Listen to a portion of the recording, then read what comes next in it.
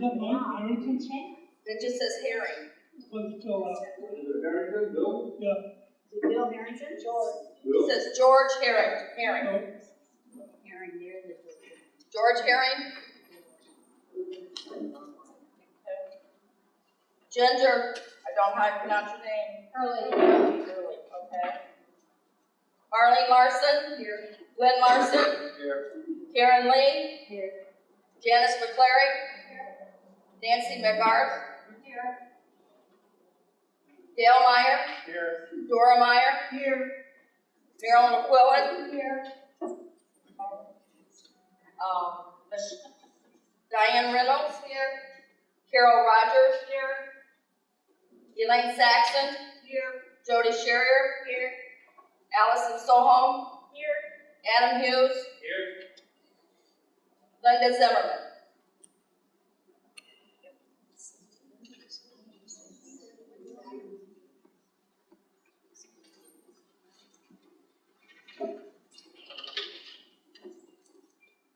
Phyllis Abrams. Here. Nancy Alvarez. Stacy Bryant. Here. Twyla Casey. Here. Tina Dugan. Here. Kathy Brummins. Here. Jan Ferguson. Here. Terry Ferguson. Here. Enid Fritz. Here. Elizabeth Utakawa. Christina Kabiri. Here. Colleen Grady. Here. Carrie Hartel. Here. Gary Hartel. Yeah. Vicki Hazy. Hill. Anna Jacobson. Here. Douglas Johnson. Present. Cassandra Johnson. Present. Lita Long. I'm here. Don't sound so enthused, Dave. Christy Marshall. Here. Marilyn Marshall. Here. Inger Martins. Here. Did I get it right? Yeah. Holly McIntyre. Here. Amy Owen. Here. Alina Pollan. Here. Linda Pavlicek. Okay, Michael Pavlicek. Here.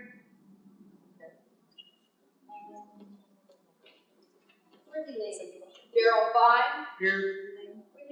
Suzanne Fine. Brenda Podez. Here. Ann Ritchie. And she's dragging the table all over there. Marcia Stedman. Here. Tammy Tate Hall. Here. Marilyn Vogt. Here.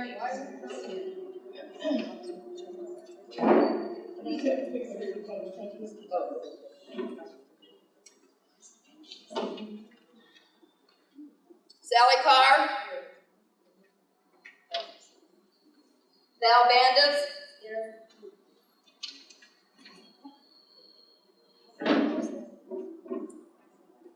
Helen Budowitz. Here. And Robert Salmon.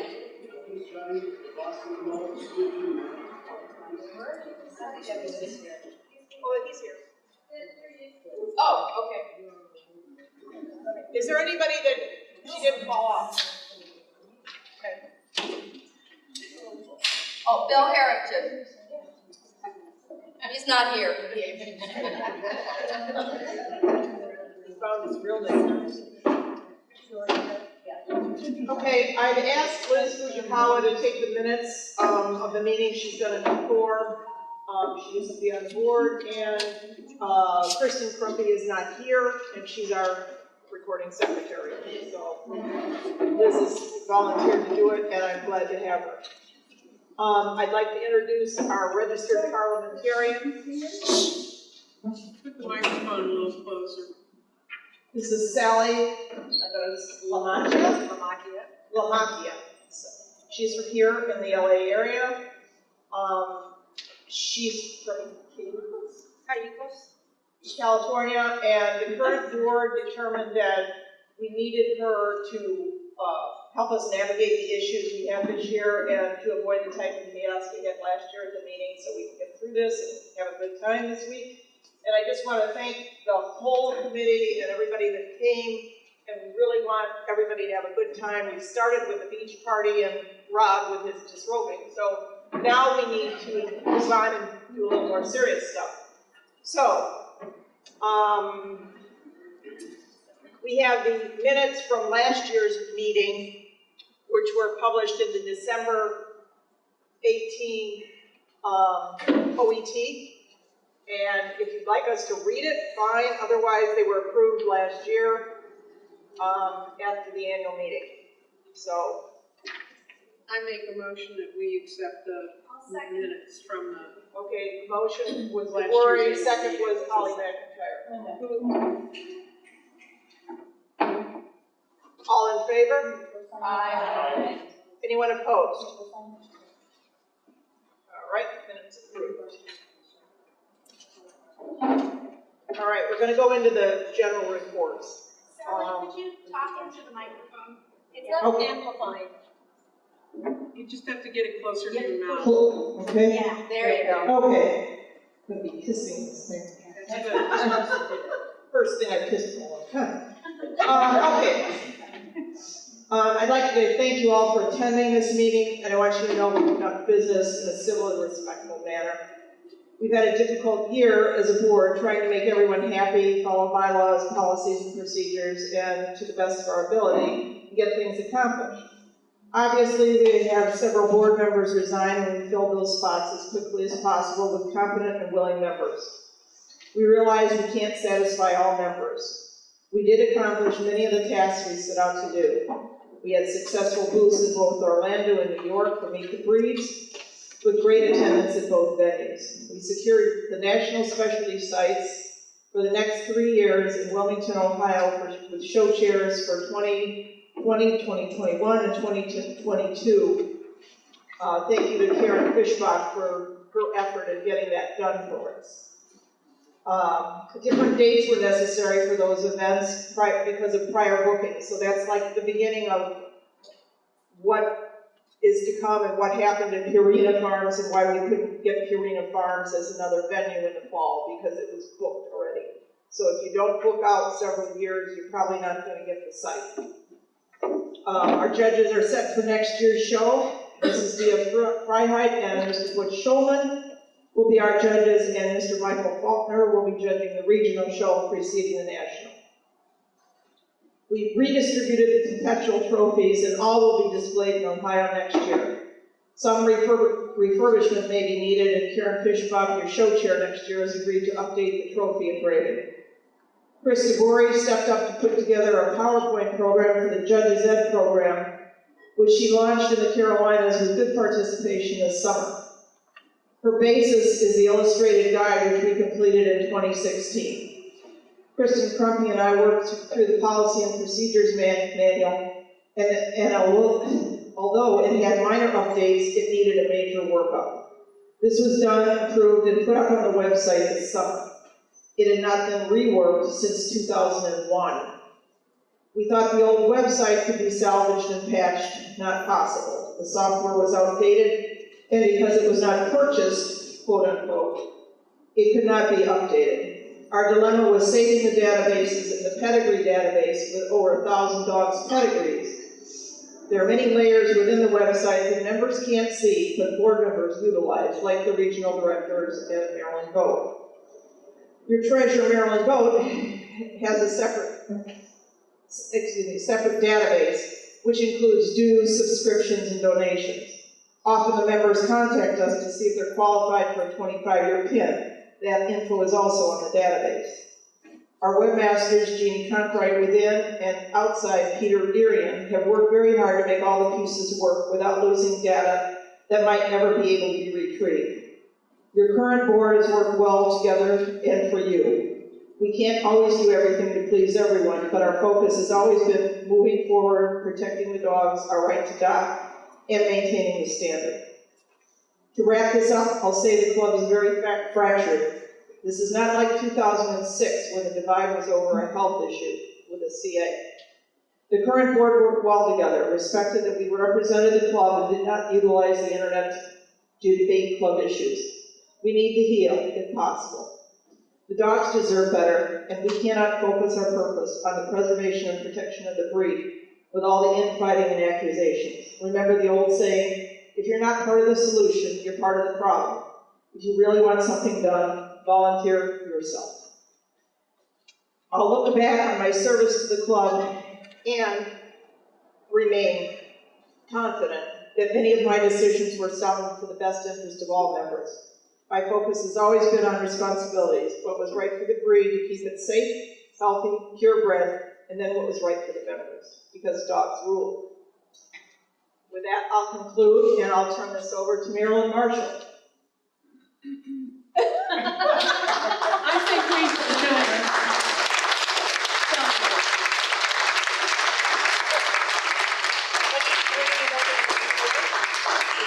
Oh, my report. Close to your mouth. Hi. The only thing I have, Closer. Closer. Closer. the only thing that, Point it towards your mouth. At 3 o'clock. All right, I fulfilled my job. I put out different requests for independent specialties, which is required by AKC and also for OESCA. And I backed up the president for the last 2 years. That's my report. Okay, Marilyn. Kathy. Give a report. Corresponding with. I have no report. I Thank did you my all. job, I'm still here. Yeah, there you go. I haven't quit yet. Okay, Kristen's not here, so obviously she can't give a report as recording secretary. She's taken the minutes and done a fantastic job. I think she really worked hard to try and make it so everything came out neutral and fair, and this is what it was, not get into politics and back and forth and so forth and so on. Our next report is Marilyn Bowe. Okay. Closer. The audit has been completed, and this audit was done through the third quarter because, which was June 30th, because I cannot complete the fourth quarter until after September 30th, which is the end of our fiscal year. I will have a final report after September 30th of the entire year with everything broken down that shows everything that came in for the year, went out for the year, and what's in each line item. The audit was completed by Krista Burry, Mark Baker, and Kathy Drummond on the 23rd of September and the 22nd of September. I have checked with the IRS and also with CT Corporation, who is our registered agent in Virginia.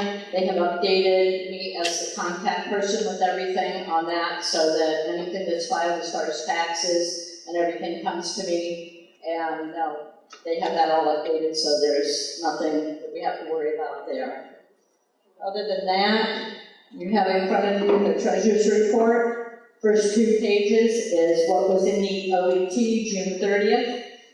This third page is your additional funds through June 30th, showing all the investment and money that's invested in the different savings accounts and CDs. And the fourth page is current as of last Saturday, how much is in our checking account and how much belongs to rescue.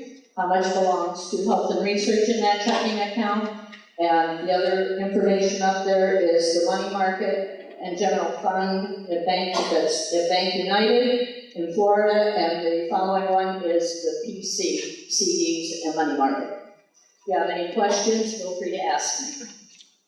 And that's the end of my treasurer's report. Glenn? I'm trying to figure out what our total. You'll have to talk up. Glenn, you have to stand up and speak louder so she can get you, please. I'm just trying to figure out what our total assets are. It seems to be kind of bits and pieces here. The total? Standard. Total of everything we have? Yeah. Total of everything we have all I can give you is the total of as of June 30th. That's good enough. Okay, that is when you add the checking account, the $32,561, and you add that to the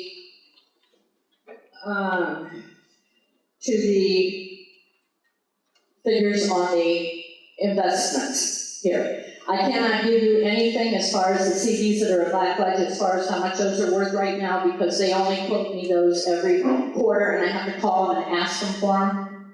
So that is just, That's okay, you can give them, you have $250,000 plus interest sitting up in South Dakota in the CDs. so the total of all of that is what? 284,000. Pardon me? 284,000. The total of all that would be roughly 253 plus 40,000 and another 4,000, 6,000, 20, 40, 46, 47, 48, 49, 50, roughly a little over $300,000 total. And that is, but you have to make sure you check out the final page. It shows what can be used, what is liquid. Why We have a liquid amount in the checking account right now that I can pay bills with as of Saturday, a total of $6,377.95. transfer that anytime you want to, I assume. But I guess my question is, and it still is, why does OESCA need to have $300,000? First of all, the 300,000, you're looking at 250,000 sitting in those CDs at Blackridge. And if you look at the bottom of that page,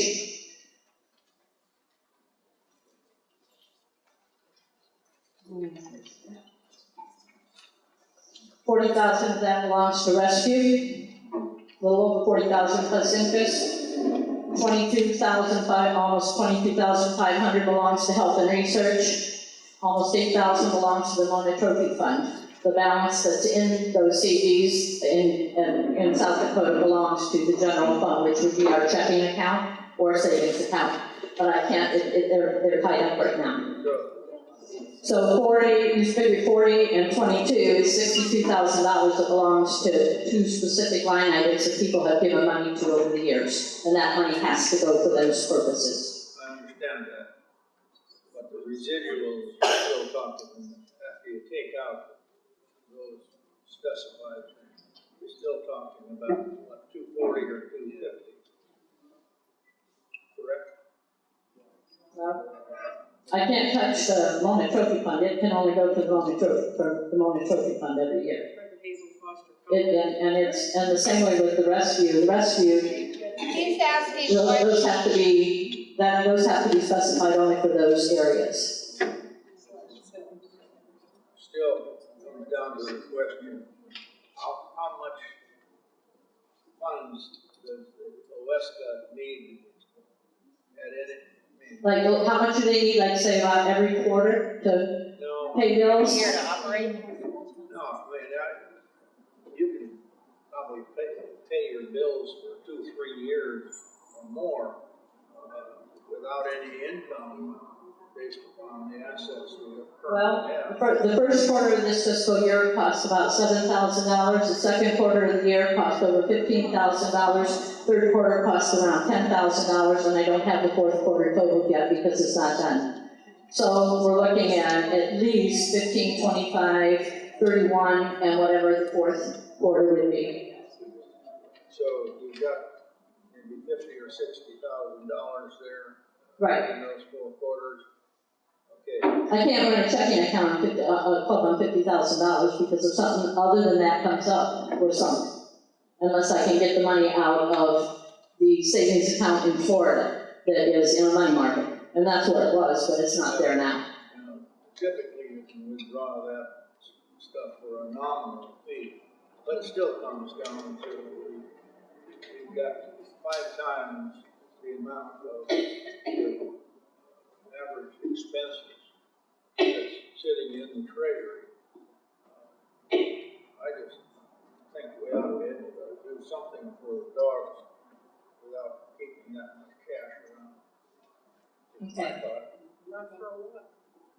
Any other questions? At any time, if any of you need to see the books, you're welcome to see any of the figures that are in there. I can send them to you. I can answer your questions, just make sure you give me a small amount of time to do it, because I do have other things going on in my life, like a mother that's in hospice right now and a friend that just died. So I have some other things on my plate at the same time, okay? Thank you. Thanks, Meryl. Okay, I have Amy Howard's, it's really quick. This is for the last year. I've attended all board meetings and put out 4 issues of the OET. I have no club property in my possession. That was her report. Quick. I don't have one from Sheila Kenyon, our delegate. I have a few from the regional directors if you'd like me to read them, or if you'd like me to waive, or if you'd like to just have those put into the next OET, that's fine, whatever people would like. I make a motion that we put them in the open tonight. Do you, okay, it was Doug and Holly.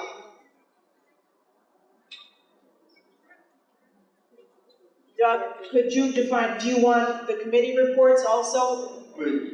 Okay. Have a second? I second. Holly second. Both of us? Yes. All in favor? Aye. Anyone opposed? I just want to make note, the chair people that are here, you do not want to hear their reports. I know Sandy came from a long Sandy way. came from a long way away to do her legislative report. There may be somebody else that's here that wants to give theirs verbally because I haven't gotten them, hard copy.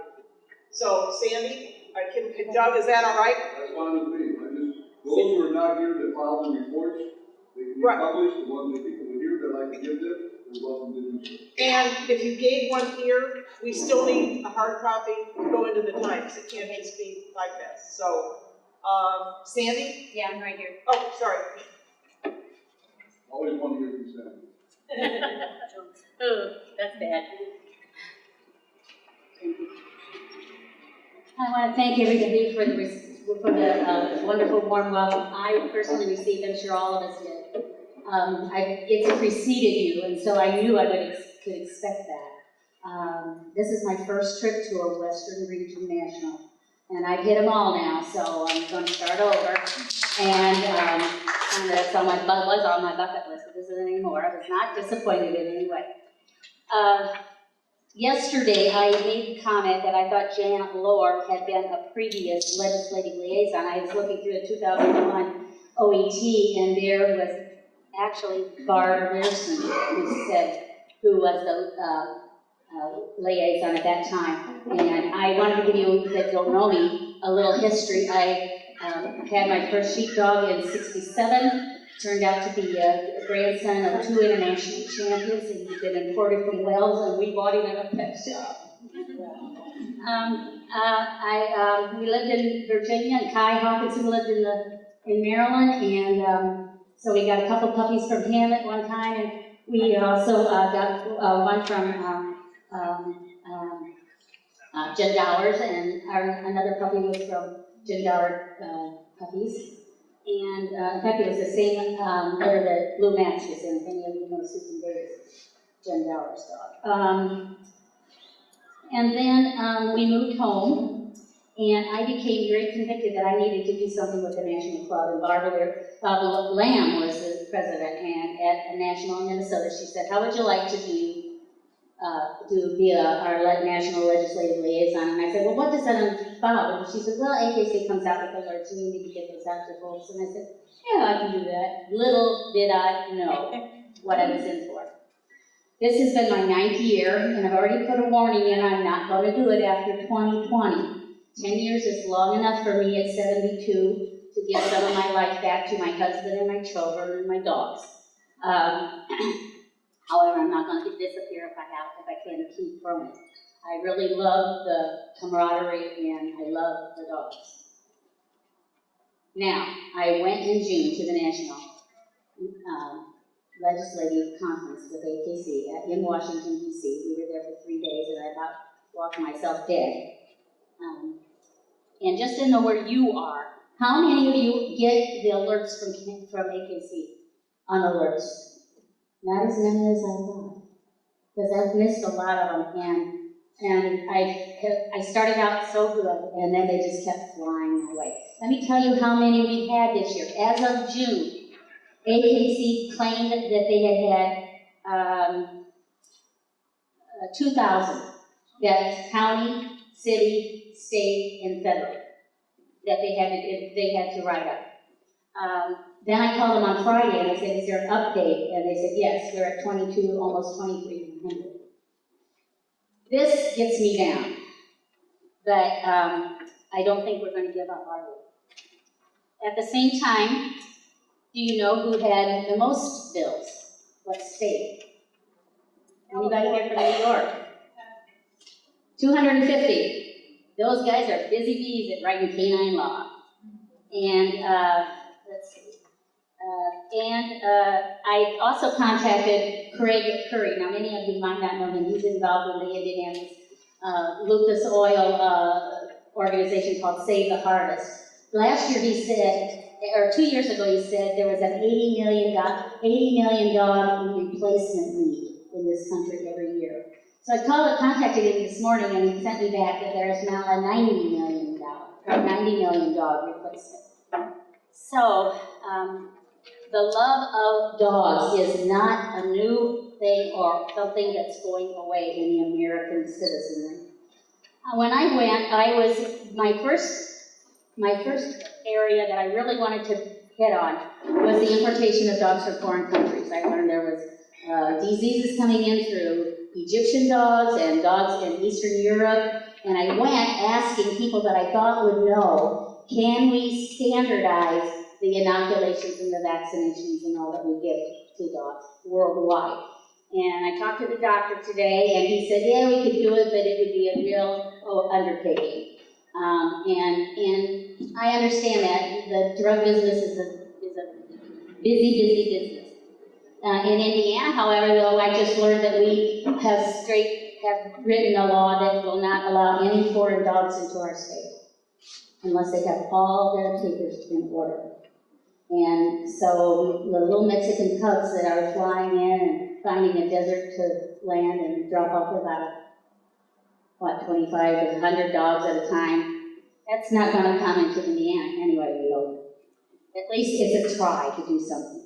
There's a few things that are on the agenda that are definitely federal-based, and the other one is APHIS. Now, the first time I heard the word APHIS through the Department of Agriculture was about 7 years ago, and it was at my first conference, and they said, well, now they're organized, but they don't have any regulations written up yet.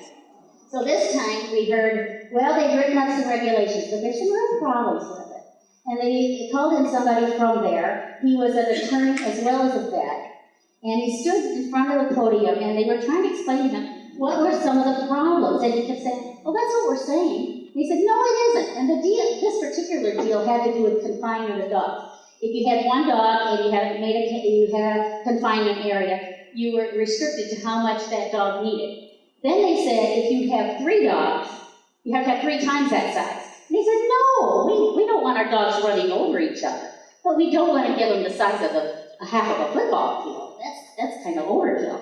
So it took them a while to get it straight that what we were saying was common sense, and the way it was written sounded very, very fishy. So that was my second issue. And then things were happening in Indiana that really disturbed me, and that's the seizure of dogs on speculation alone. And one particular that we had a man who has been raising German Shepherds for about 30 years. Whoever complained got to the right people and they seized his dogs. They said that they were emaciated and they looked like they hadn't been fed for weeks. Well, they were not, the majority of them were 9 months old, and they're like kids, teenagers. They were all legs, they had no real body to them yet. They were still developing. And the man was faced with either putting his house up as collateral or just letting the government take over. And you know what happens when that happens. People say, well, you didn't give me back my dogs. You gave me back somebody else's, or you're missing dogs. I had this many and I'm not getting that many back. So that really got me down. However, one of the AKC speakers said, and this is from the government relations people, Bills that fail at the state level tend to show up at the local level. I believe this is where the battle is most manageable. One by one, those are the ones we can win. And I got to thinking about that, and I think they're right. Because number one, when you deal with your local people, you know who's in the city council or on the county council. You know who the commissioners are. If you show up at 2 or 3 commissioners meetings, which rarely, if it's anything like it is in Porter County, Indiana, there isn't a lot of people there unless they really have an axe to grind. And I've been there for an environmental group in the township I live in. I've been there for dog law, and they got to know who I am, and I know where they live. So, and this next coming year, we have a general election, folks. They can know by no means stretch of imagination that we're not going to vote for people that don't support reasonable canine law. And so I hope you'll take that in mind and be encouraged by that. Finally, we've had RDO Day for years. And this year I heard about a new one, and it's called Purposely Bred Dog Day, Dog Appreciation Day. And it runs May 1st, so we can either have one or the other, or we can have both. I encourage you to use both. Use festivals, use parks, use county fairs, whatever you can to make a booth and bring in your dogs and let them see our dogs, and we can educate them. I can't tell you how many times I walked into a doctor's office and I said I was coming to California for a national specialty, and they said, "Oh, what breed?" And I told them. And then we started talking, and I said, "Do you realize that there are people out there that go to get rescues, and they think they can't get a purebred dog because it's costing too much. You go to somebody that is reasonable and yet and very successful and has beautiful dogs, and they're out of reach for a lot of people. They don't know that there's an arm in every breed club that has rescues. And for my one experience that I heard about with Chicagoland, it was not expensive. It's as much as a trip to the vet to get yearly fees to get them inoculated and health checked and all of that. So, every time I tell that story, I think, I really need to get out on the street, to do a man on the street to see, just who knows that. I don't think there are very many people that know that. And they're very interested in knowing that they don't have to settle for a rescue dog. The other thing somebody suggested, and I'll leave you with that, is a little scenario. They said, hello, thank you for coming to our booth. Do you have a dog? Yes. Do you have a purebred or do you have a rescue dog? And a lot of times they'll say, well, we have a rescue. We think it's important to rescue dogs. And I would say, yeah, that's a great idea. I said, of course, you understand that you don't know what you're getting if you get a rescue, because it could be a mixed breed or it could be, there might be some other issues.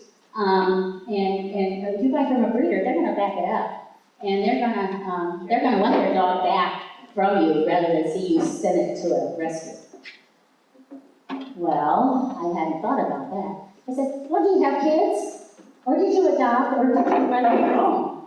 It's kind of the same principle. You know what you kind of know what you're getting, you know what you can mold. And that excited me to think about that, because I don't think people that rescue often think about that. So that's what I want to leave you with. It was a very, it's been an up and down experience for me this year. And I think it's simply because I'm getting more involved, and I'm really feeling it personally, that we have these issues that we have to. But I encourage you to man together. If I can get some time today after this meeting and have people that have I guess a lot of you probably have rented cars, so you live in the county. But if in your travels, if you can get cars lined up and get the AKC sticker on the back that says, I own a dog and I vote, I'll send them out to AKC. They seem very excited to think that we would not do that. So we can have, that. And that would thrill my soul if we have to go to Indianapolis sometime and we see all that once they come into the Capitol. Thank you very much.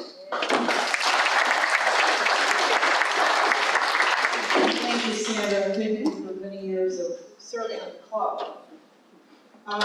Next order of business will be unfinished business. Do you want me to do this one? People might be interested. Yeah. Chris DeVore. I promise it's shorter.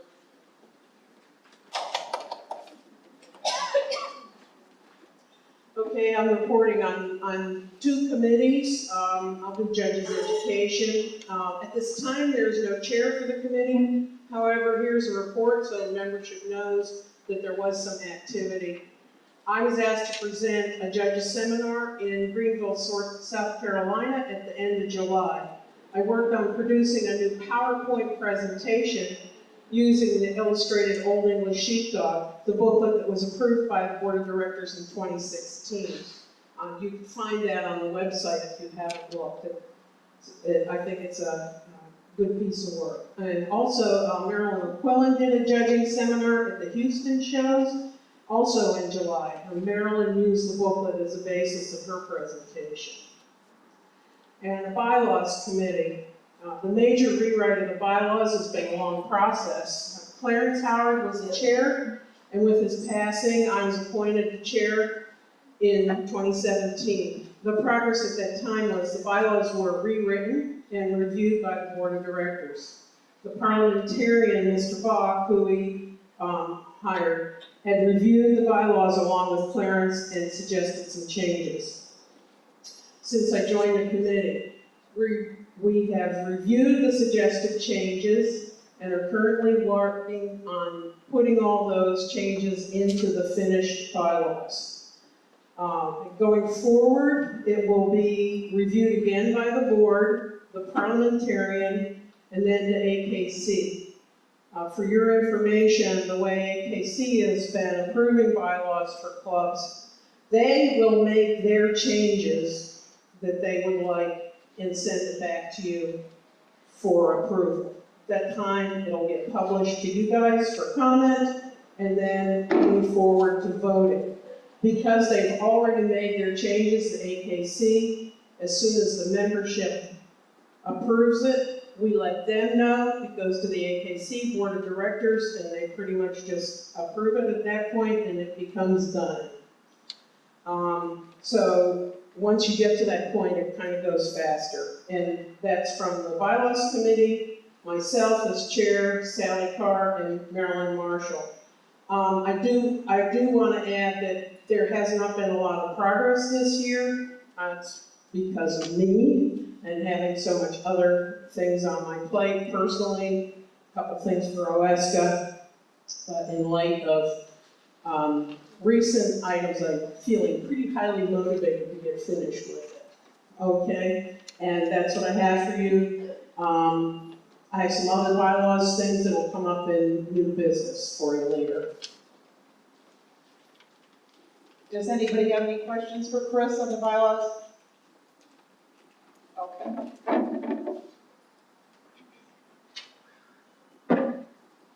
I do have one other thing that came through today, this afternoon, from Jeannie Conkright, and this is regarding the website, which we've been waiting for a long time. I'm just going to read it. Closer to your mouth. I'm just going to read what she wrote me this afternoon. You'll be able to log in directly to the national, keyword national, site in about 2 hours. I'm proofing the stuff now.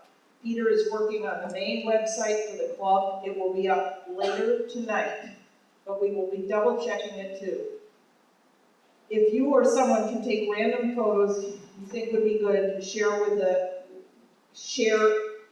would be good to share, send them to me with captions and it would be good and I'll get them up. Also, if you can video anything else, send that as well. So the website has had major problems in the last 2 weeks with GoDaddy. They've sent me sometimes 2 or 3 messages a day. This and this isn't right. We need to migrate. We need to do this. We need to do that. So every time I get it, I send it to Peter, Arian, and so forth.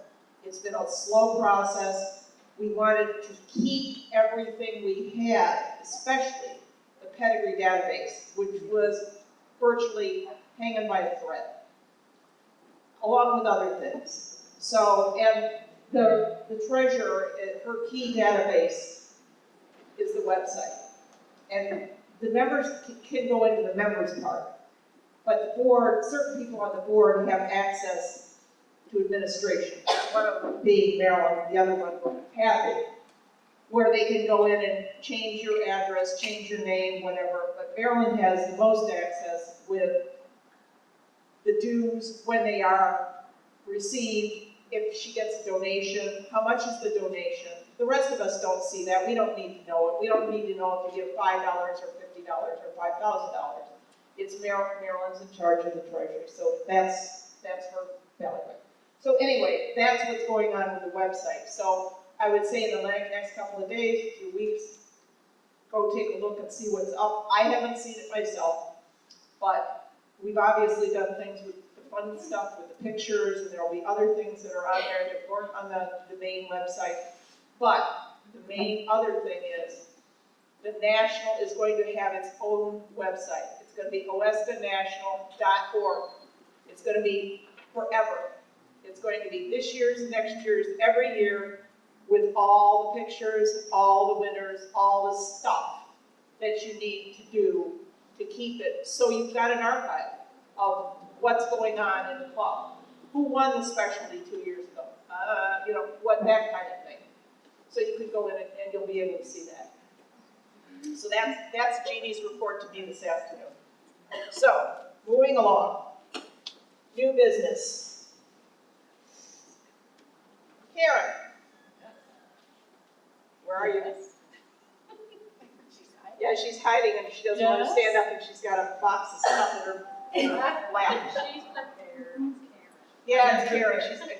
Yes, we are ready. She's got the bus running to Ohio. Almost, not quite. The main thing is, when can people make reservations? Drum roll, please. December 1st. December 1st. As you know, it's going to be in Ohio again, at the Roberts Center. We have a couple of changes that are good. One's not so good, but the price is going to be the same. Actually for the next 3 years. So the price of the rooms has not changed.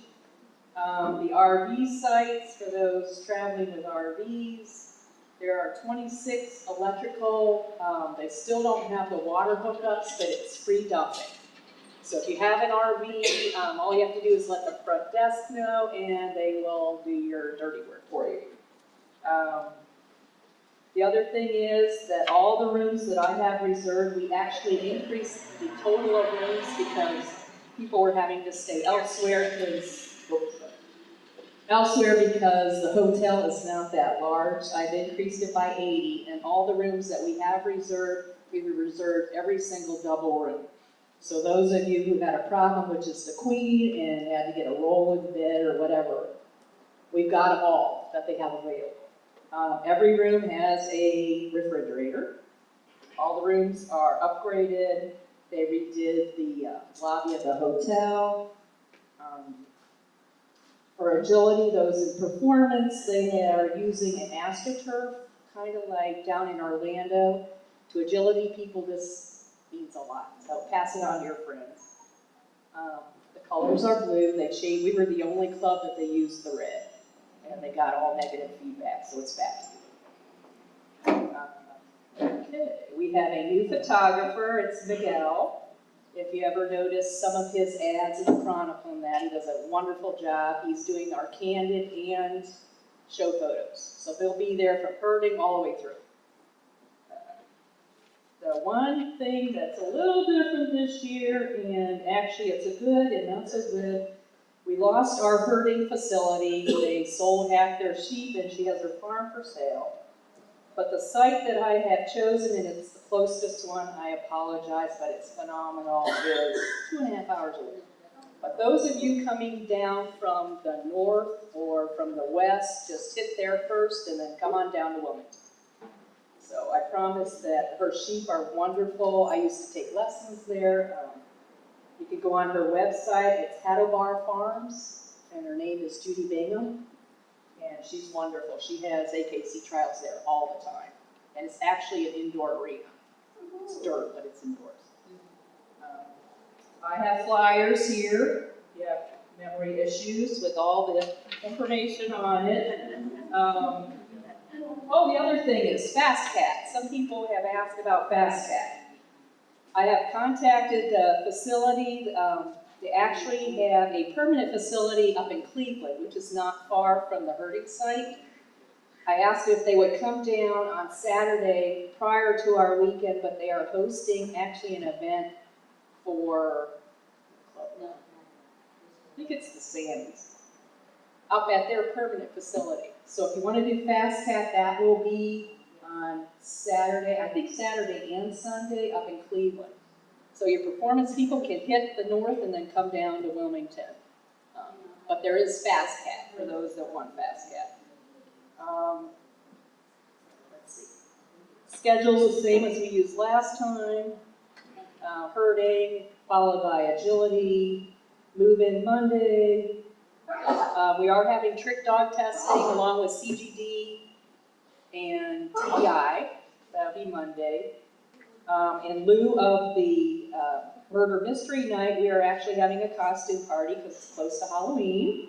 It's called a Witch's Brouhaha, which Chris Gabori is in charge of, so that should be fun. So that's finalized, In all your spare time. Ride in on your broom. Yeah, the other thing that went over really well, and probably some of you don't know, was the Wine and Wolf. For those that participated, really had a good time. And we drank and did artwork, and so this time we're gonna be doing felting, wet felting. So you don't have to know how to draw anything, it's really fun, really easy. You don't hurt yourself with needles or irons. I mean, last time we did batiking and it was wax and Wax and wine. wax and wine, and yeah, nobody burned themselves. How about the cornhole? How about the cornhole? Are you doing it? Well, of course we're doing cornhole, it's Ohio. Land of the corn. The welcome night actually was supposed to be outside last time. We're gonna try to do it again outside. There's a really cool patio off to the left of the atrium there. The other thing is for the trophy contributions, everybody that donates any kind of money, I actually purchased Chinese lanterns. So one night, if there's no wind, a lot of wind, we're gonna set off our lanterns and kind of reach for the stars ceremony. So that'll be fun. That'll be kind of cool. We don't have problems with forest fires out there. Other than that, any questions? The dates? Oh yeah, the date's important. October 25th through the 30th. So mark your calendars. Again, December 1st. That's when you can reserve your rooms. So that's it. Come to Ohio. You've got handouts, right? Yes, I have handouts. I don't like to disturb the national going on right now, but if you're not going to the banquet, help yourself. Otherwise, I'll have them at the banquet. So, Thank you. okay. Thanks, Karen.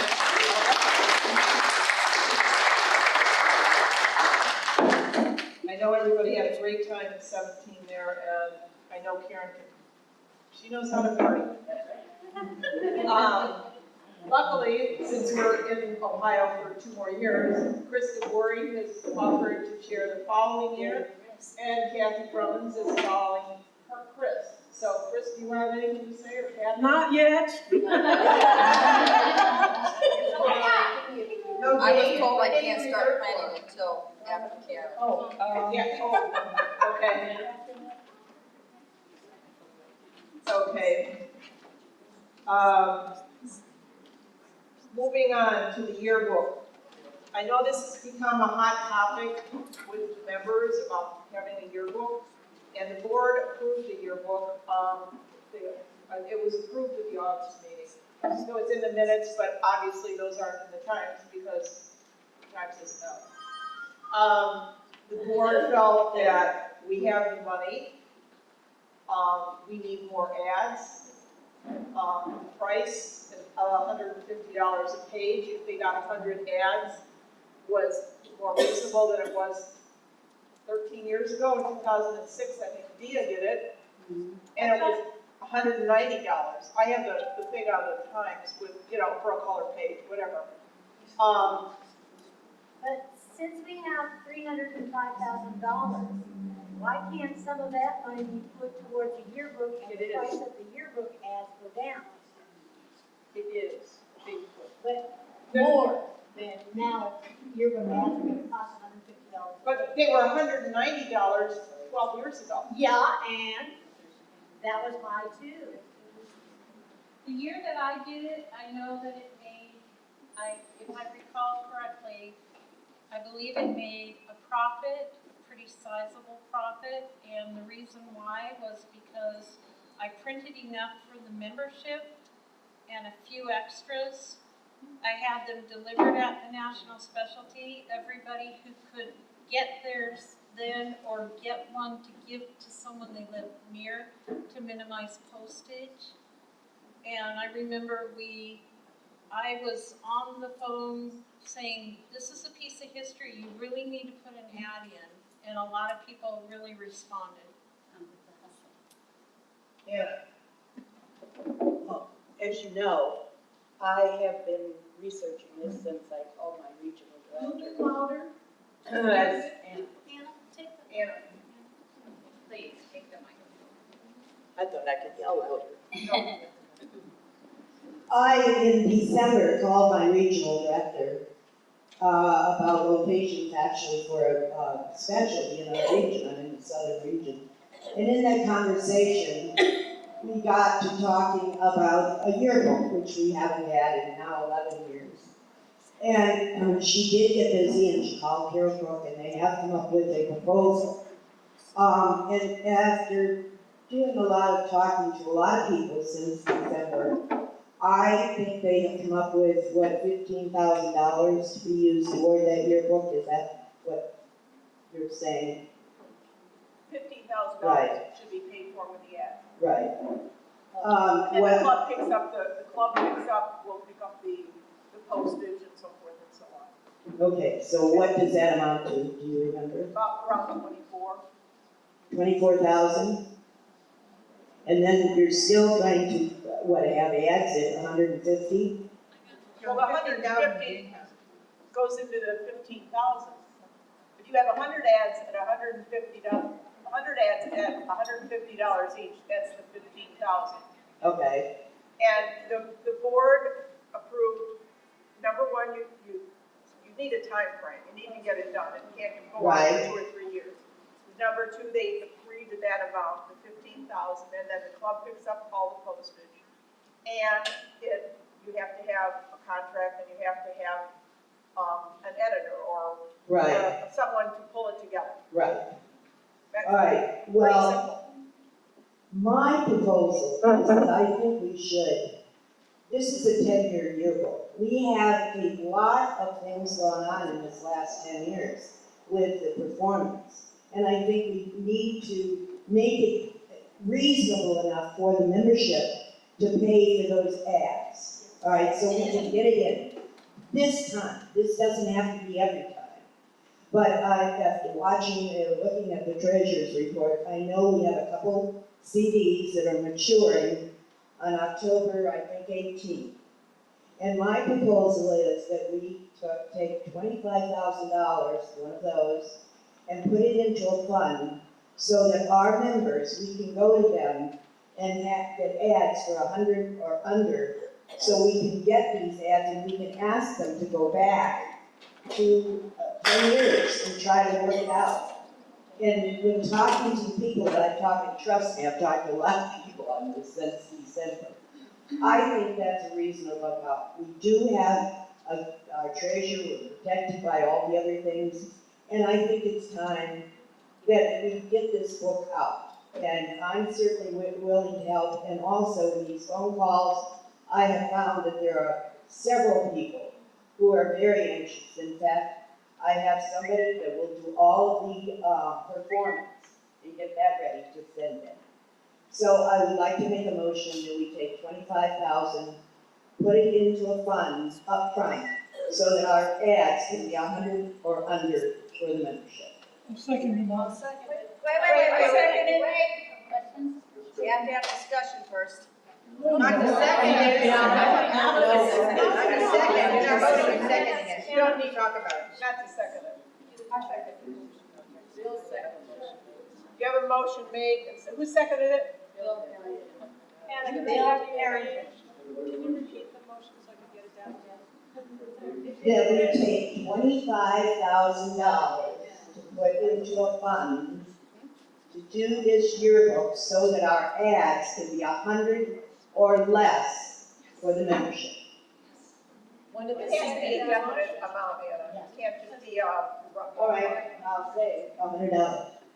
Which is less than the OET, FYI. That's right, but we're working on 10 years and it hasn't been done. And this is history of our group, guys. And for you all old people here, you remember in the years that we were grabbing for things. that's, So is that 25,000 plus what the board already allocated? No, instead of. Yeah. okay, Will only be $100. So just at 100 or less. Is that money? no, it's $100. I have one question. You're saying that you're going to do the 25,000 from the fund, Yes, and you're going to charge $100 for the ads, yes, ma'am. more or less. Or No, less. it's 100. It's 100. It has to be a definite amount, you can't. Okay. Okay, what if the $25,000 and the ads that come in don't come up to what this needs? To Pretty produce sure it? so, because we're talking They $35. wanna pay the rest of it, but not. One at a time. Linda? I think that trying to make that decision right now is a little foolish, because we don't have any way of knowing what that's gonna be. We already have like a rough estimate. Could we not just, cross that bridge when we get to it? This has been, I second that idea. this, Motion on the floor? I want to respond to. there has been, Carol Cook called Josh and something else, so we know where we are. Can we share? A clarification on your motion, okay, because the board had agreed that they would pay the overbridge.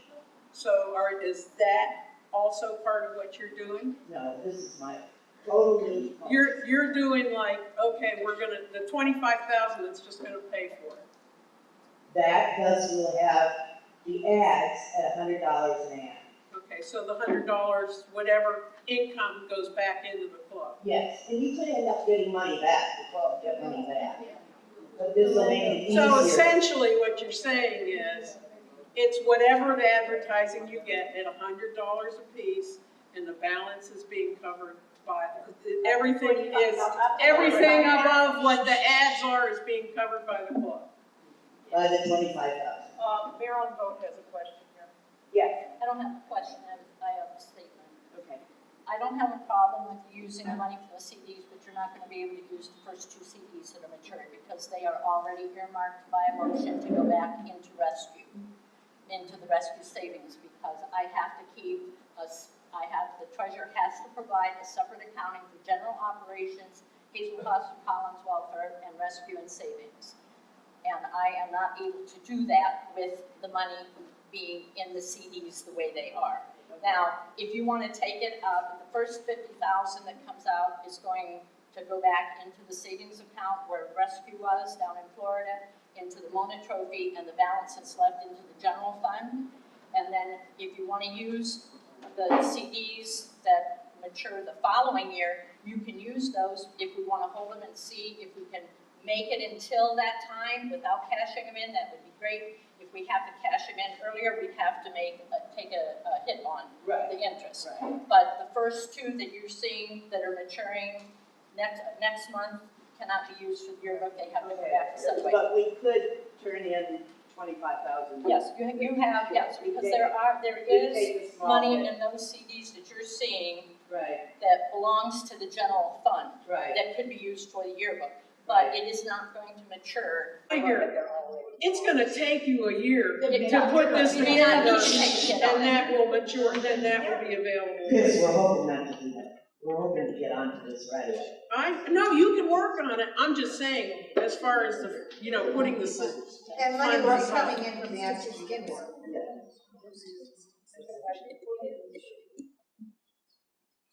Brenda, thank you. My name's Brenda Fodetz. I was recently the treasurer, and I'm the one. Brenda, we can't hear you. You're gonna have to use the mic. Boy, that's the first time that's ever been said.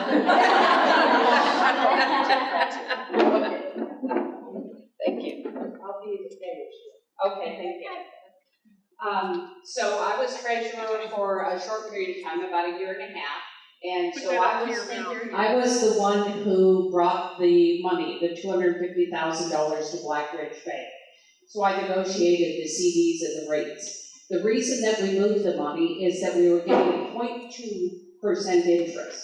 0.2, not 1%, 0.2%. And we moved the money because in the prior couple of years, our entirety of our interest income was about $800. I moved $250,000 to Black Ridge Bank and stepped it out in a series of CDs that mature at 1 year, 2 years, 3 years, 4 years, and 5 years. For the total income off of those 5 years, it's close to $30,000. It's tremendous. The money sits there, it makes money. If we want to sell one of those CDs prior to its maturity date, we lose 0.5%. 0.5% of the value of what the year's worth would have been.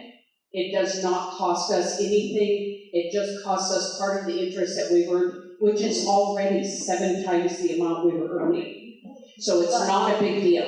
The 2 CDs that are at PNC Bank actually matured last year, but because we couldn't cash them in and sell them, they let them sit there, and they are earning less than 1%.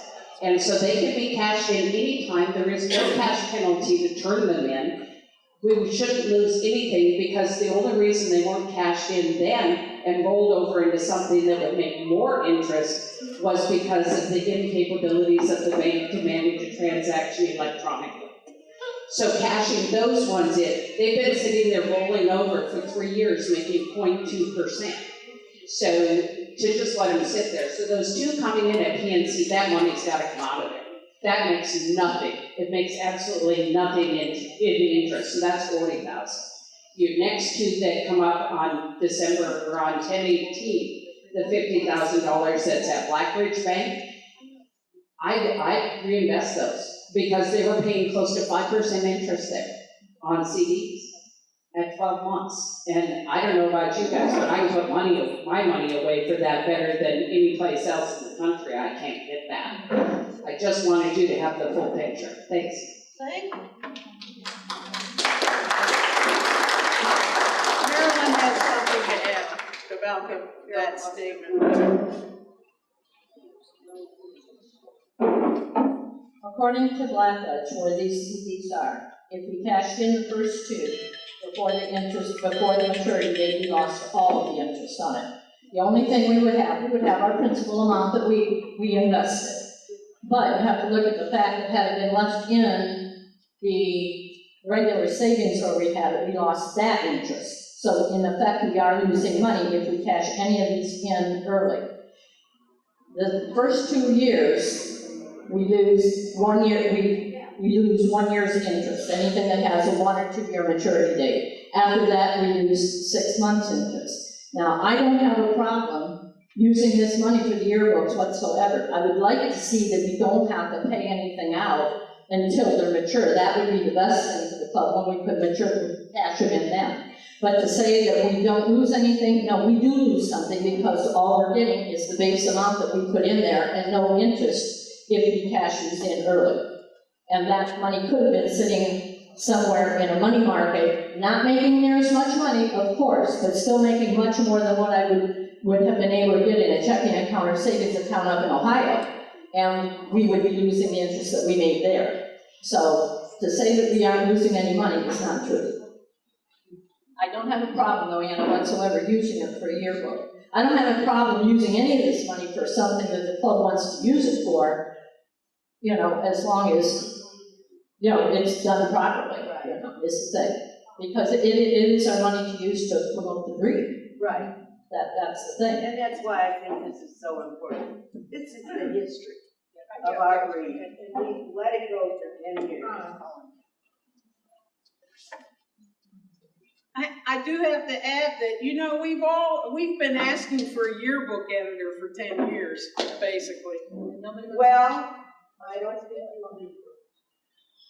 Anna, are you willing to amend your motion to allow the board, with the guidance of the treasurer, to do the most expeditious and cost-effective pulling out of 25,000 to be set aside Well, for when the? would the next time be? See, that's important. No, I'm saying it'll be at the next board meeting. In other words, we can vote in favor of your motion, Okay. but you had tied it to a CD, which is being told is not the best way to do it. I think Okay. Maryland vote has got the idea of what's the best way to do it, so the board can decide how to do it. And your motion is more that we do it.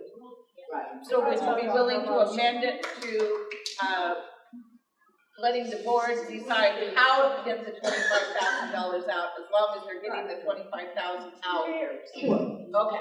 Okay, this is why we have a parliamentarian here. The motion Anna made is nothing, she didn't say anything about the CD. Right. So, can't vote on that, whatever. She's got a motion. Which, can you repeat it, Liz? Yes.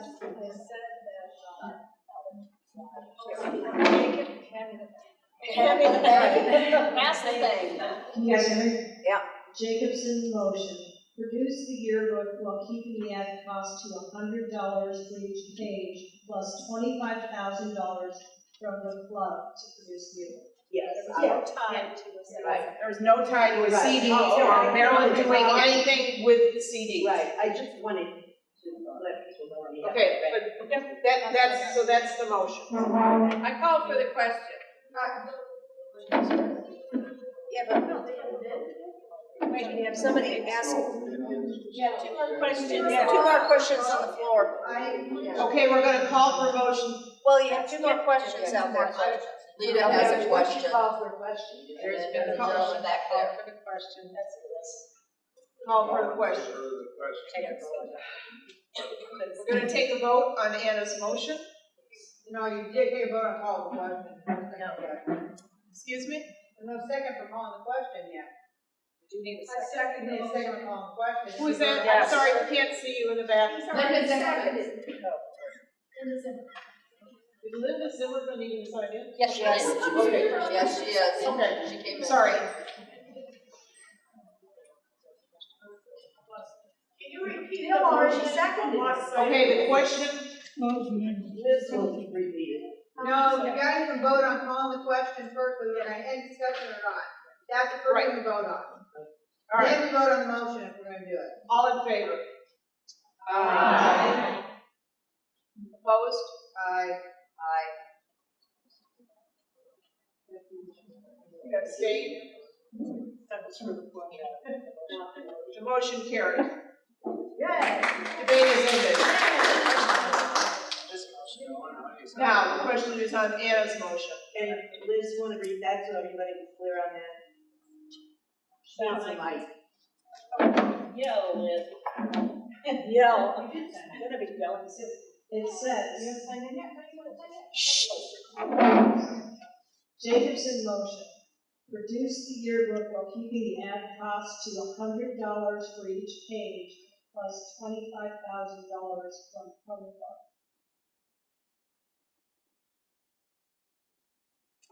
That was seconded. It was already Bill seconded. here. Yeah, but she needs to read who seconded.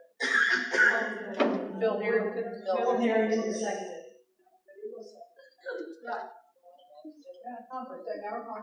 All in favor? Aye. Anyone opposed? motion carries. Done. Done.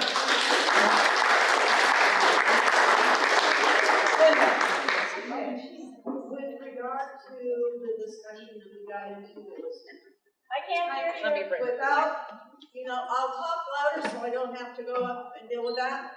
I just want to make everybody take a look at the documentation we have, which already shows that the maturity dates that don't have anything to do with the last vote or anything, the maturity dates on these investments, the first one ends at the end of October, and the second one ends at the end of December. But that money's already dedicated to two things. She already talked about that. Those are dedicated to funds that need to go back into rescue and HRC and the Mona Fund and the Hazel Fund for the Holiday Fund. Those need to go back into those accounts. They're supposed to be separate, it's in our bylaws. Policy and procedures. That's not what she's talking about, Sal. You're not talking about the CDs from the Blackridge, correct? She's talking about. You're talking about the general account CDs. The PNC. Lena, we need to move this. It's not earning anything. We're not losing anything by pulling it out. The two that are in PNC are for the general fund. The $20,624.46 that matures in October, that belongs to the general fund, or quote, the checking account, general fund. It's not earmarked for rescue or health and research or silver spoons or yearbook or anything. So there is money there that can be those two CDs can be cashed in. Right. If we need to, in order to pay for the yearbook. There you go. Yeah. Okay, that was my point, because that money's not earning anything for us. And that's not earmarked for health and research or for. It's not costing benefits to even leave it where it is. So I just wanted to, I think people are caught up in different places with some of this stuff. Well, they need to talk to Marilyn because she's the keeper of the. Yeah. Right. But I don't want everybody confused on what money is going where. So, I mean, it is here, and we can see that money isn't really gonna, cost us a bundle. First of all, it's maturity rate reaching, and it's not earning, anything really. Okay, thank you. The last thing on the agenda is the election. May I ask a question before we go any further? Why is our meeting being recorded? I don't think, unless I missed it, why is the meeting being recorded? I was waiting to say something. I'm sorry? It's my best. I've been waiting to say something. Oh, I'm so sorry, I thought you were with Ms. No, I'm Please not. go on, Rita. Okay, I'm sitting here listening about the yearbook. I personally know in 10 years I get 10 pages, that's $1,000. So why are we arguing about 100 pages? I want to know how many pages you're proposing, because I can sit in this room right now and looking at everybody and I can see about 350 pages. Yeah. I mean, I easily can see that many pages in the room. So I'm just kind of curious why we're all arguing about something. She's talking about 100 pages and I'm seeing 250 more pages. So what does $25,000 have to do with anything? Lena, I think the problem I just wanted to make the comment that that's my point. We're arguing about money, but it's all going to be here. I think the problem was that Catherine Smith asked multiple times for commitments for a page at $150. And she got a total commitment of 50 pages, total. Right. So it's over more than 6 months. So I'm just saying, I'm trying to define why this, why we came up as a board with what we did. We'll see as it goes through and with the new editor or whoever, how it goes forward. Anyway, we need to move on. The next thing we've got is Marlene. Can I talk before elections? Can you what? Is elections next? Yes. Well, we still have Allison on the floor. What? I would like to say something. Well, we've got to get through the election. No, before that. Don't you wanna make this the last thing? Yeah, well, second to last thing. All right, Marlene. Sally. It's Allison's Allison. standing there. Allison's on. All right, Allison. I just wanted to address the camera. We haven't had meetings filmed previously. Why is this year's meeting being filmed and to what purpose is it going to be used? Because We nobody. haven't had to have a parliamentarian here before, we haven't had to have security here before. Yes, we have. We've had a We parliamentarian. Mark Lab. Yeah, we had security, I think it was in wherever, Ohio or wherever it was. Well, my point is, what's the purpose of it? And what use do you intend to use it for? So it's recorded. What, to go sit in the closet or be put online?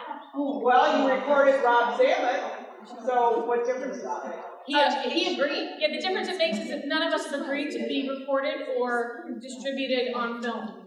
You would have had to have gotten us all to sign a waiver. That's not true. That's not true. Why? To say copyright law, that's not how it works. You are in a public space. By just appearing in a public space, you are giving permission to be photographed and filmed. There would have needed to have been a sign at the front door that said, by entering this space, you realize We your don't, right. we don't need to debate this forever. No, but I do want to know the purpose of the recording. Since Okay, it has not been, and I think I'm entitled to that. We have a record of it, and so it doesn't happen like last year where things get out of control. People are more civil when they know they're being, and I don't even pay attention. Except I don't think people did know. Well, what did they say that was so bad? I mean, they got up and voiced their opinion.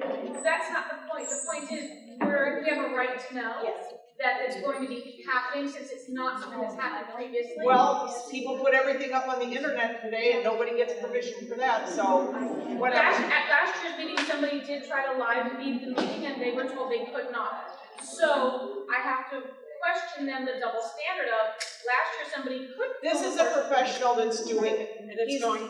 That's the difference? It's not live. It's not live. Okay, but again, it may not be live, but what's the purpose of it? So if it's online, is it different? So we have a record of it. Okay. So the next board has a record of what happened. Because Liz has to leave and everybody else is wandering out and in and out and so forth and so on. I move the agenda. We noted her objection. We noted her objection. Okay, I wasn't even an objection so much that I wanted to know. All right. Thank you. Thank you. Marlene, can we move this along?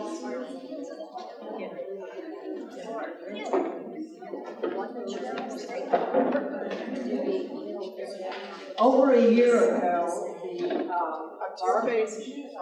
Barbara Donahue from the American Miniature Schnauzer Club. Can't hear you. Turn it up to your mouth. Like that. Yes, that's good. There you go. Over a year ago, Barbara Donahue from the American Miniature Schnauzer Club contacted parent clubs who dock and crop. She's been collecting from each breed a brief write-up on why a breed standard includes cropping and/or docking. The information is being gathered for an AKC Government Relations published document to use with legislators and others with discussing cropping and docking. Now, I talked to her about 4 or 5 weeks ago, and as of today, or as of then, she has not heard from OESCA. They have not acknowledged this invitation to join these other dock and crop breeds to present our side of this. And some of the breeds that are doing it are the Dobermans, the Pembrokes, a lot of the terrier breeds, and some of the things that they have come up with is all crop docking breeds insist on cropped docked puppies used in marketing materials. And if you have been to have gone to buy dog food, on one of their packages of dog food for schnauzers, it is uncropped and not docked. And so they would like to see a cropped docked schnauzer on these dog food bags. Another thing they've come up with is an AKC Health Committee gained support for educating the vets, and it goes on. And they have a whole bunch of suggestions that have come in to help us have the right to choice for docking. So I would like to know if we are interested in acknowledging this invitation and joining with these other dock and croc breeds to do something for our dogs. Yes. Make a motion, Darlene. Make a motion. I'd like to make a motion that OESCA acknowledges this invitation and that we will work with these other breeds. And how much would you like to donate? Motion. Who seconded it? I'm sorry. I second the motion. Stacy Bryant. Seconded. Okay, another thing that, There's a motion on the floor. That's a motion on the floor. Is there any debate on this? Call for the question. Would you be willing to amend that to say that we acknowledge this and then we respond rather than work with? yes. So state the amended motion. State the amended motion. Would that we want? State the amended motion. That we work, that we acknowledge the invitation and we work with the other clubs. Respond to the club's hearing. Well, acknowledging is responding. Yes. Thank you. Not just. I'm not sure if Is it working with other breeds so doggy is what our breed has, or is it working with others so we can have tails of our doggy? Because I'd be against tails. Right, that's what she's saying. That's what she's saying. Fine, I've done some research leading up to the meeting on this as Come up well. Thank you.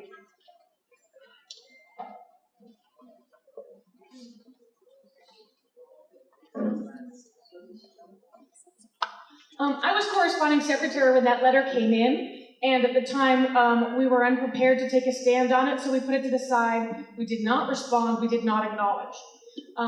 Last year, you brought that up at the meeting, and the response to that was also to not really make a decision one way or the other. And time is running out, plain and simple. Dr. Carmen Battaglia is a member of my local all-breed kennel club. And he had a conversation with several of us that have docked and cropped breeds and let us know that unless our clubs took a more proactive stance, we would be caught quite unawares when the animal rights activists turned up in courts and tried to get litigation started that would remove our rights from us as clubs. What he suggested, and to give you an idea of his background, Dr. Battaglia is an expert witness for the AKC. So when these organizations take the AKC to court, take parent clubs to court, he is dispatched around the country to present evidence. And what he advised us of was that it is not enough to say, this is our heritage. It is not enough to say, we don't want it. We have to present cold, hard facts. We have to designate money to go into research that would specifically show why docking is favorable, whether it's the percentage of dogs that have tail breakage if they're not docked. This research would be done by universities, it would be done by the AKC, and then this information would be available to all of the dock and crop clubs, or breeds, that their parent clubs, when this litigation comes, which inevitably it will at some point. So what I would like to add, if you're amenable to it, is that not only do we respond to this invitation to be a participant in the group of parent clubs that are going to address proactively the dock and crop laws, but that we also form an exploratory committee within our own club, and that this committee could go forward and look into ways to raise the money to proceed with research. We could look into the legalities of our instructing judges how to treat tails. Currently, our standard says that we dock our dogs. However, it does not instruct judges on how to judge a dog that is undocked. I have done a little bit of research on my own. On one hand, one of the answers I came up with is that clubs can write a letter telling judges how they should treat that dog. On the other hand, the AKC has told me that we are not allowed to direct judges One of the jobs of this committee could be to do that research, to explore what our options are, and to then present the board with what they come up with. So I would like to, in addition to responding to the letter that the club was sent, form an exploratory committee that could look into the things that we are going to need to have to be prepared down the road for when this inevitably comes and presents itself to us. Okay, we have to vote on the motion that Marlene made that's on the floor. She's willing to amend it. That's what I'm asking, is can we amend it to include the exploratory committee? Well, then you need to restate it. You can't amend three things of this project. Okay. In your discussion, you cannot, The amendment would be to acknowledge the letter received and to form an exploratory committee. That would be the end of it. Yes. I think that's all we wanted. That's it. What's up front? That's gonna be part of the exploratory committee. They'll have to So be here. that it doesn't just say, okay, we're responding, or. No, Linda's. No, go on, Lita, what were you saying? Serious. Basically, you have two of the three things you can do at this point in time. Okay. One is join the group, show our support, and two, to commit, and also to commit to form the committee. That's all you can do at this point. You can't add anything with AKC or any of that stuff, as far as. All right, restate the motion. Okay, then the motion would be to respond, to participate in the group, yes, that approached OESCA about tail docking and cropping, and in that to also go ahead and form an exploratory committee within the club to research the subject of cropping and docking. I think you have to do one at a time. No. We're all good. It's favorable to the subject. All right, that's the motion. Do we have a second? I'll second, I second.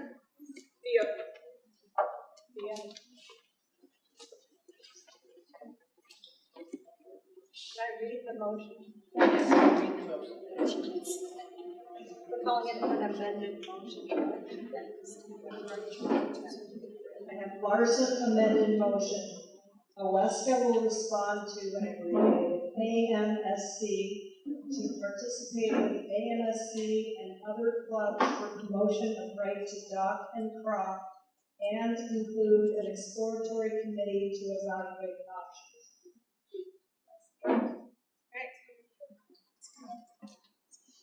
Right, I call for the question. That's right, it's time. Yeah, I need a couple questions. All in favor? Aye. Anyone opposed? I'm gonna read it. Everybody will get the habit that you guys have. I'm gonna argue about it. So we right have now. Contemplated it for a moment. I got it late Friday night. I was not gonna pass this around. I want everybody to hear it as it was written, okay? The board received some letters, questioning the election procedure. When I got involved, I said, we have to get a parliamentary opinion on it. So we reached out to Mr. Bach, who we've worked with before during an election challenge, and he's worked with us on bylaws. So I'm going to read this, although it's 3 pages, it's very big print. Dear Mrs. Gabori, you've requested my professional parliamentary opinion concerning the validity of actions related to the 2019 election for the officers and members of the Board of Directors of OESCA. Because the 2019 election balloting was conducted in violation in a number of provisions of the OESCA bylaws, its results are null and void. However, under those bylaws, any candidate nominated by the nominating committee whose election was not contested through nomination of an opposing candidate by petition is deemed elected without ballot. Moreover, the terms of incumbent officers and board members do not end until their successors are, quote, until their successors are elected and qualified, unquote, that's from our bylaws. And so current holders of those positions not replaced by uncontested nominees will remain in office and on the board. Analysis. Invalidity of the 2019 balloting means that its results are null and void. Although various parties have taken or suggested attempts to partially comply with the OESCA bylaws governing the election procedure, there is no dispute that in a number of ways the 2019 balloting has not complied with bylaws provisions. Article 6, Section 2A and B require, quote, if the ballot contains any office for which there was more than one candidate, the board shall appoint an independent professional firm to receive and count the ballots on or before August 25th. The corresponding secretary shall mail to each voting member a ballot listing, all the nominees for each office and position in alphabetical order, together with an envelope marked ballot and a return envelope addressed to the designated firm.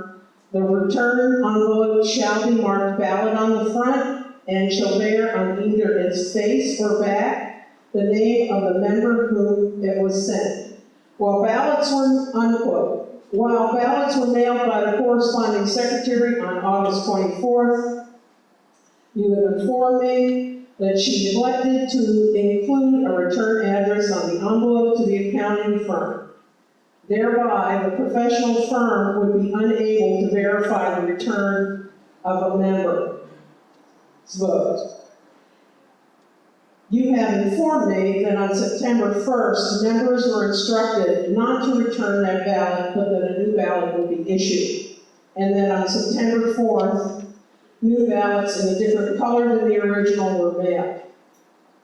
Plainly, this balloting did not comply with the bylaws requirement that the ballots be mailed on or before August 24th.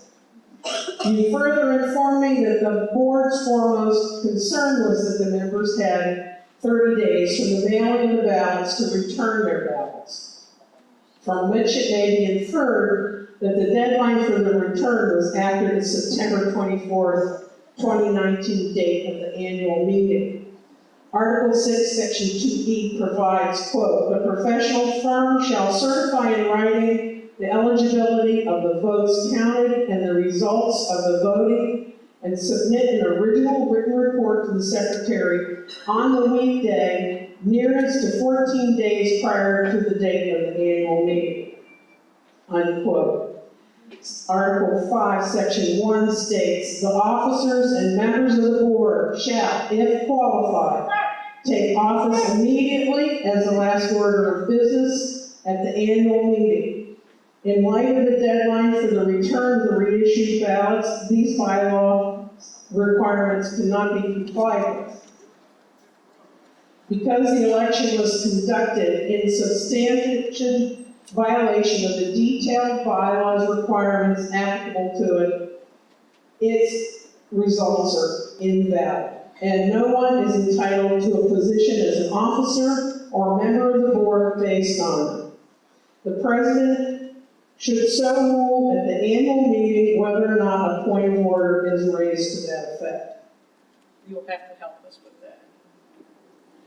Unanimous election of officers and directors with no opposing nominees. Under Article 5, Section 2B, the nominating committee nominates, quote, one candidate for each of the offices and for each of the other positions on the board of directors, unquote. And under Section 2C, additional nominations may be made by petition received by the secretary on or before August 10th. Article 5, Section 3 of the OESCA bylaws states, quote, where there are no additional nominations made by petition, no voting procedure shall be required at the annual meeting. The slate or any unopposed nominees thereon presented by the nominating committee shall be declared elected, unanimously elected, unquote. Thus, despite the invalidity of the 2019 election, any nominee who is unopposed is deemed elected. Continuance of terms of existing officers and directors. Article 3, Section 2 of the OESCA bylaws, while providing for a 2-year term of office, also states, quote, "The officers and directors shall serve until their successors are elected and qualified," unquote. Consequently, any officers and directors whose successors were not deemed unanimously elected because their positions were not contested continue to serve in those positions beyond the 2-year term they would normally serve. Since no successors to them were elected by a ballot voting. On the fact that they were running, unopposed, on the new ballot, actually, because those people withdrew their names, okay? So we have some unopposed, we have 3 contested. He suggested that we finish up the election with that, because the way this is resolved is that we have the board that is able to appoint the vacancies in the board, and you would want to consider, I would think, the membership's opinion on these, okay? It's gonna be up to the board to do that, and they will also be up to them to appoint the 2 unopposed, where we had no candidates, because they withdrew, the Southern Region Director and the at-large Director. Okay, so that's gonna fall on the new board to do that, and until that time, and that's all done, the folks who are currently serving in those positions, Marilyn and Christy and Bart Baker, okay, get to be on the board until that's resolved.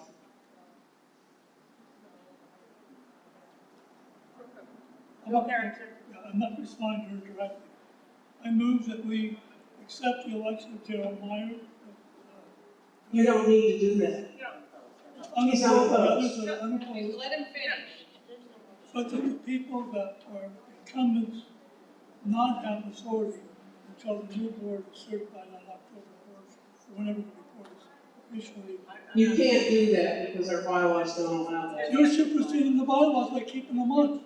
Bylaws say they serve until the annual meeting. The annual meeting is today. When the gavel hits, they no longer have authority. That's not what bylaws says. It is. No. The incumbents stay. There is no election for those that are contested. All that is one parliamentarian's procedure, which is circumventing the vote and the will of the membership. The entire membership is voting, and you are telling the entire membership your vote does not count because a parliamentarian says we didn't mail it out on the day that it was supposed to be mailed out. And the only reason it wasn't mailed out on that day was because somebody accidentally made a mistake. So for this board to sit up there and say, we're not going to go through with the balloting that was mailed out, is that what you're saying to us? He's not, you're not saying that you're not going through with it. He suggested that we complete the balloting, flat out, okay? And that even though that ballot is invalid, those 3 that the contested positions, that the board honored the opinion of the members for those people to serve in those positions. My motion is to overrule that, which this body has the authority to do it. Majority vote says. That's Robert's Rules of Order, man. All over Robert's Rules. The body has the authority to overrule any Just for parliamentarian. clarification, I want to have this clarified so we're all on the same page. We have a balloting that's going on right now. People are mailing their ballots in, they're going to be counted. Are those results going to be qualified and accepted by this board, by this club? We don't know. No, when you say we don't know, No, who is making the decision? You can't answer what a new board is going to do. We don't know what this board. It actually says in the bylaws that it's the board that makes that decision, not us. Okay, but just so you know, when it says the board makes the decision, if we don't like what the board does, then the membership gets to vote it out. We can override it. It said you can vote it out at the next election. Is the No, we next can step. vote it out too, Peter. We're not having. I don't know. Chris, what's going on is that if we install officers today, that means Dale goes up as president, the incumbents stay. The incumbents stay till the next board meeting after the count. That's what's going on right now, is who's installed, if we were to install officers today. The incumbents stay, the new officers that have no challenge come in, then, when the ballot is counted, the board says, okay, here's what's going on, now what happens? I understand. The incumbents are Christy, Marilyn, and whoever else they would. Those are the ones that are the incumbents on the contested, right. The non-contested ones are always, so Dale will be installed, whoever all else who is not challenged. Right? I got it right? Right? Sally, stand up and say it again. There are three positions that are contested, which would be Marilyn. We can't hear you say the Marilyn Marshall. Marilyn Marshall, Vice President. Christy Marshall, Western Director, and Barb Baker as Eastern Region Director are the contested positions, in the contested positions. They would remain on the board until the results of the election. Until the results of the election are done, which is, I think it's October 4th. Okay. And we get the report from the accounting firm, which probably will take up to a week. Okay. So say the 9th or 10th or whatever it is. And the new board, headed by Dale, will meet, and it's up to that board to decide, does Marilyn, Christy, Barb want to step back and accept? If they get defeated. If they get defeated. Well, it's up to them. They don't have to. They don't have to, but wouldn't we all be upset? But it would be the, quote, kind and correct thing to do. So we will be done. Yes, your count, the votes still count, only right now, as of today, those three stay, the new people have nobody challenging them, they're installed. That is correct. And then Dale will set the new meeting and the new, whenever he chooses it, whenever he can get his group together and set a new meeting date. Ours is the first Wednesday of the month. He may choose the last Wednesday, whatever, it's up to Dale. Okay. Or it will be. I make a motion that we install the unopposed candidates that are Need available. a motion. Okay, It's in the but I'm bylaws. not done. I mean, we can vote to approve the recommendation of the we can move to approve the recommendation of the parliamentarian, and that's what I'm doing. His recommendation, okay? That's what I'm doing. Wait a minute, his recommendation to me that we, even though that ballot is invalid, that we, as the board, accept the voting thing. Could we make a motion to direct that board, or that we highly recommend it, or whatever, and to accept those election results? You can move that the assembly wishes the incoming board to honor the results of the ballot. You can make that. Is that what you'd like? If you want to make a When is the term? Is it October 1st? No, it's not until the year.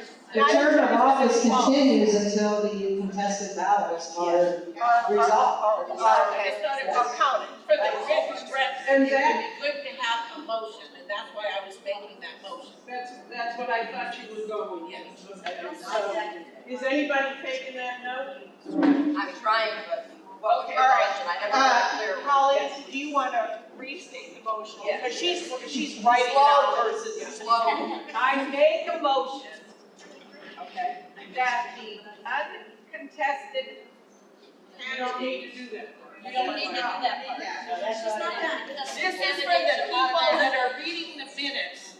It will already be done by. It's already in there. It's It's in in the the bylaw. bylaw. It's part of the This is bylaw. my motion. Today. Make a motion that Contested positions should. Their vote on the ballot, On the ballot. the results be, Pardon me? the results be honored by the new board. Yeah, the results of that election be honored. I second. Wait a minute, wait a minute. All right, let Kathy read it back so that we get it right and we aren't arguing about it in next year's annual meeting. Okay, you ready? Make sure I have this correct. Go ahead. Colleen Grady made a motion that contested positions on the ballot, the results of that election be honored. I would like to second that. All right, yes. Yes. Who seconded it? Oh, Ginger. Ginger Hirely. Early. Early. Yeah, all right, spell it. All right, can we read it one more time for the parliamentarian? Kathy, can you read it one more time? All right, Colleen Grady made a motion. In contested positions on the ballot, the results of that election will be honored. And that was made by Colleen and seconded by Ginger Hurley. I'd like to change it, it should be honored by the board. You have to just honor it. Is that okay? Yeah, okay, hang on. Oh, all right, wait. Our parliamentarian has an opinion here. I want to suggest, I want to say that the motion just read is, in my opinion, improper, because it is a revision of your bylaws, which cannot be done in this fashion. However, a motion can be made, I've written something down, maybe you will like this. I move that the club encourage the incoming board to honor the will of the assembly when making appointments to the board regarding the contested positions. I like it. Would you say membership, because it's not just. I would amend my motion to that effect as long as you added, in considering the election, the results of the election. Honor the will of the assembly can be changed to consider the results of the ballot.